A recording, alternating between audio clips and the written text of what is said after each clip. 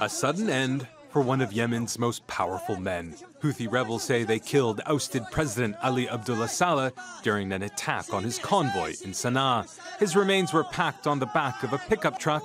In a televised statement, the leader of the Houthis said Saleh was involved in a conspiracy with the Saudi-led coalition to take over Sana'a. What are the reasons behind this new transfer to the other side? Suddenly you talk to the aggressors against your own people? Saleh had been in an alliance with the Iranian-backed Houthis for more than 2 years. Together, they controlled the capital, Sana'a, and fought against the Saudi-led coalition, which supports the internationally recognized government led by Abdurrabbu Mansour Hadi. But this partnership with the Houthis collapsed last week, sparking major confrontations between Saleh's forces and the rebels.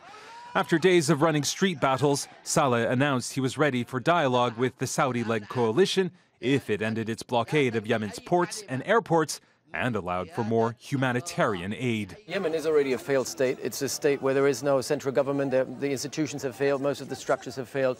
The economy has failed. The war has further destroyed the entire country. So I think in the short run, we're in for a lot more violence. Saleh and the Houthis pushed out Hadi's government in January 2015 and set up their own administration, prompting the Saudi-led campaign against them. Since then, the country has been split between the Houthi rebels in the north, Hadi's administration in the south, and forces loyal to Saleh. When fighting began among the former allies, it sparked fears of a new front in the war, a war which has already killed nearly 10,000 people, pushed Yemen to the brink of mass starvation, and triggered what the United Nations has called the world's worst humanitarian crisis. There have been multiple investigations about the atrocities being committed in Yemen. All parties are guilty, whether it's the Houthis, whether it's the Saudi-led coalition. And, the UK and the US are largely complicit in this war as well, through the billions and billions of dollars worth of arms sales to the Saudis.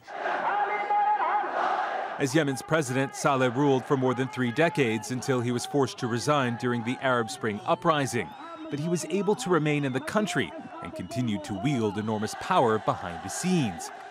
It's not yet clear what his death will mean for the fighting on the ground or Yemen's future. Imtiaz Taib, Al Jazeera.